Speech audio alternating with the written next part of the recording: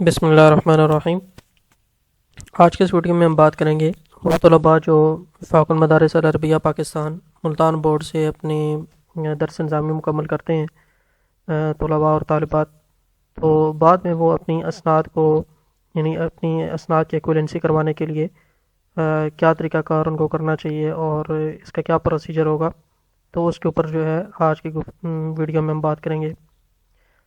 چنانچہ سب سے پہلے ہم چلتے ہیں اپنی کمپیوٹر کی اسکرین پہ۔ یہاں پہ ہم گوگل پہ جائیں گے اور وفاق المدارس العربیہ پاکستان کی ویب سائٹ سرچ کر کے، اور یہاں پہ ہم نیچے آ جائیں گے ادھر۔ سب سے پہلے اگر آپ نے اپنا درس نظامی مکمل کر لی ہے، یعنی دورہ حدیث آپ نے اپنا مکمل کر لی ہے، تو اس کے بعد آپ نے یہاں نیچے آنا ہے اور ادھر سے آپ کو جو ہے وہ اپنی جو درخواست ہے وہ آپ نے یہاں سے ڈاؤن لوڈ کرنی ہے۔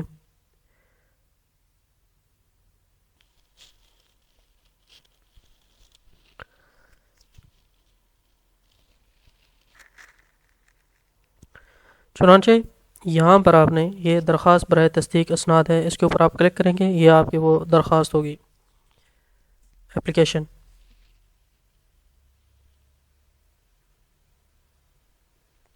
اور اس کو آپ نے جو ہے وہ اچھے طریقے سے پڑھ لینا ہے۔ اوپر یہاں پر انہوں نے لکھا بھی ہوا ہے درخواست برائے تصدیق اسناد وفاق معادلہ یعنی NOC وغیرہ، اور اس کو آپ نے جو ہے وہ اوپر دیکھ لیں، سب سے پہلے لکھا ہوا ہے برائے دفتری استعمال، اس کو آپ نے نہیں چھیڑنا۔ اب نیچے آپ نے کیا کرنا ہے کہ جس مدرسے سے آپ نے پڑھا ہے تو اس کے حوالے سے آپ نے جو ہے وہ یہاں پر اپنا سارا نام پتہ وغیرہ جو بھی انہوں نے ہدایت دی ہیں وہ لکھنی ہے،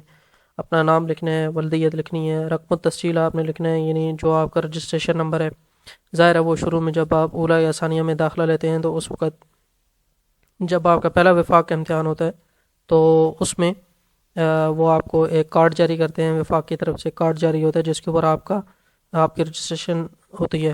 رجسٹریشن نمبر وہاں پہ لکھا ہوتا ہے، اور وہی رجسٹریشن نمبر آپ کی تمام اسناد اور کشف الدرجات کے اوپر پھر دورہ حدیث تک وہ چلتا ہے۔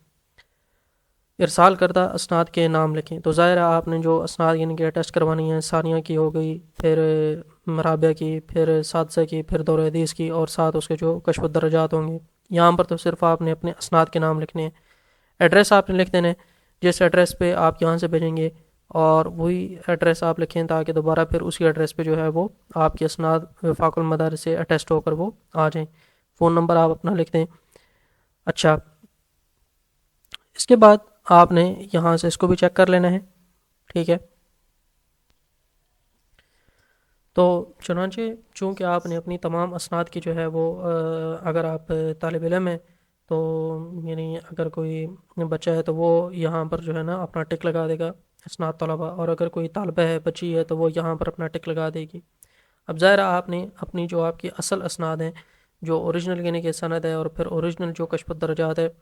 تو ان کی بھی آپ نے ٹیسٹیشن کروانی ہے، یعنی کہ ان کی بھی بیک سائڈ پہ وفاق جو ہے وہ مہر لگائے گا، اور ساتھ ہی جو ہے تصدیق نقول یعنی کہ ان کی فوٹو کاپیاں بھی آپ نے بھیجنی پڑیں گی، آپ کو بھیجنی ہوگی وہاں پہ، اور کوشش کریں گے دو فوٹو کاپیاں جو ہے نا آپ ہر ایک سند کی اور ہر ایک کشف الدرجات کے ساتھ لگا کر بھیجیں، تاکہ آپ کو بار بار جو ہے وہ پھر اٹیسٹیشن کی ضرورت نہ پڑے جو فوٹو کاپیز ہوں گی ان کی۔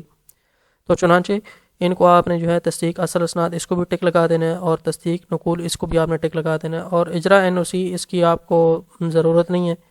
اور چھوڑ دیں اس کو۔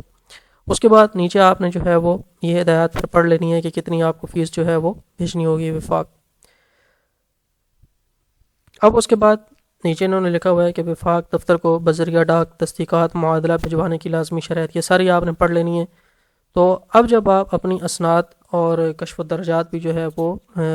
سیٹ کر لیں گے، اور ان کی دو کوشش کریں، جو میں ریکمینڈ کرتا ہوں آپ کے لیے کہ آپ اپنی ہر سند کی دو فوٹو کاپیاں، ہر کشف الدرجات کی دو فوٹو کاپیاں آپ رکھیں، ٹھیک ہے، تاکہ کیونکہ وفاق والے جو ہے وہ ساری کی ساری اٹیسٹ کر کے آپ کو بھیجیں گے، ٹھیک ہے، زیادہ نہ کریں، بس دو کافی ہیں۔ تو وہ آپ اصل اسناد کو بھی جو ہے وہ اٹیسٹ کریں گے، ان کے بیک سائڈ پہ مہر لگائیں گے، اور جو آپ کی فوٹو کاپیاں ہوں گی ان کی بھی جو ہے وہ بیک سائڈ پہ مہر لگائیں گے۔ تو کوشش کریں گے دو جو ہے فوٹو کاپیاں آپ رکھیں۔ اس کے بعد جو فیس ہوگی، یہاں پر انہوں نے 500 روپے دی ہوئی ہے، جو بھی آگے فیس ہو تو وہ فیس آپ نے ایسا کرنا ہے کہ یہاں پر نیچے انہوں نے میزان بینک کا جو ہے وہ اکاؤنٹ نمبر دیا ہوا ہے اور برانچ کوڈ بھی دی ہوئی ہے. تو آپ نے جو ہے وہ اپنی فیس وغیرہ لے کر جا کے ان کا جو دیا ہوا بینک ہے وہاں پہ آپ نے جمع کرا دینی ہے، اور اس فیس کی آپ نے کوشش کرنی ہے کہ فوٹو اپنے پاس رکھ لیں، اور جو اوریجنل سلپ ہوگی فیس جمع کرانے کی وہ آپ نے اپنی اسناد کے ساتھ لگا کر اور لفافے میں ڈال کر بھیج دینی ہے. ٹھیک ہے. اب اگر آپ خود جاتے ہیں ملتان میں تو تب بھی ٹھیک ہے، لیکن ظاہر اگر آپ دور دراز سے آپ کا تعلق ہے تو پھر تو نہ جائیں، اور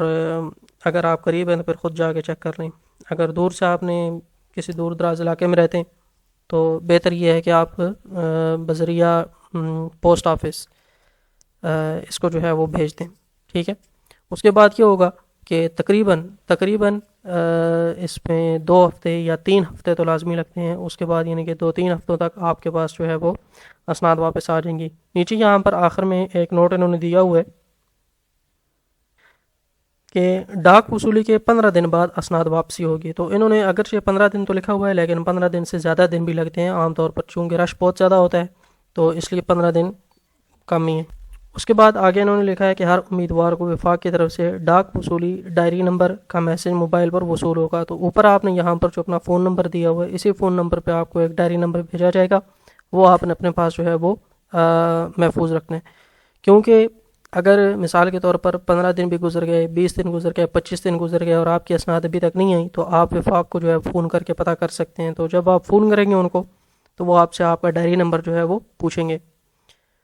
تو جب آپ اپنا ڈائری نمبر بتائیں گے تو آپ کو بتا دیں گے کہ بھائی آپ کی اسناد جو ہے وہ کس پروسیس تک پہنچی ہیں. ٹھیک ہے.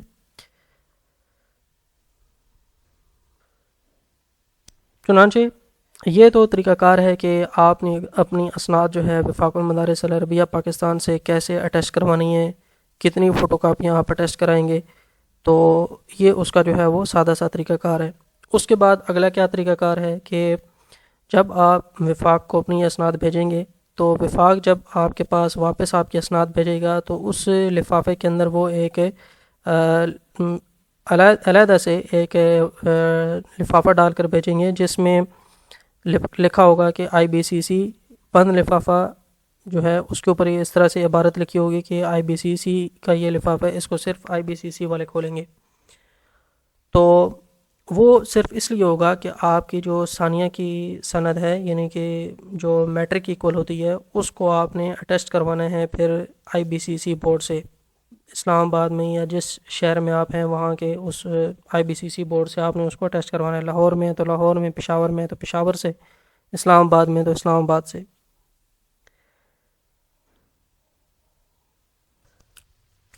تو آپ جب وہ اپنا IBCC والا لفافہ دیکھیں گے اس کے اندر آپ کی جو ہے وہ ثانیہ کی سند اور جو خاصہ یعنی کہ درجہ رابعہ کی جو سند ہے اس کی فوٹو کاپیاں ہوں گی، اور ان کے اوپر باقاعدہ جو ہے وہ صرف اس وجہ سے ہوں گے کہ ان کو جو آپ کا IBCC بورڈ ہوگا وہ ان کو چیک کرے گا. اور اس کے بعد جب آپ اپنی یہ دونوں اسناد ثانیہ اور خاصہ کی IBCC بورڈ لے کر جائیں گے تو وہ آپ سے ایک دن یعنی کہ IBCC والے آپ کے اسناد لے لیں گے اور اگلے دن جو ہے وہ آپ کو واپس کر دیتے ہیں. تو اس کا طریقہ کار یہ کرتے ہیں کہ وہ ان کے بیک سائڈ پہ جو ہے ایک مہر لگاتے ہیں، جس طرح یہاں پر دیکھیں کہ یہ اوپر جو ہے اس کی رائٹ سائڈ پہ کارنر پہ وفاق والوں نے اپنی مہر لگائی ہوئی ہے، تو سینٹر میں یہاں پر یہ IBCC والے اپنی مہر لگاتے ہیں. بالکل یہ سٹائل ہوتا ہے ان کا مہر لگانے کا. اس کا مطلب یہ ہوتا ہے کہ آپ کی یہ جو ثانیہ کی سند ہے اور جو رابعہ کی سند ہے وہ IBCC سے اٹیسٹ ہو چکی ہے. ٹھیک ہے. تو امید ہے آج کی ویڈیو میں یہ باتیں آپ کو سمجھ آ گئی ہوں گی. اس کے بعد جو ہے وہ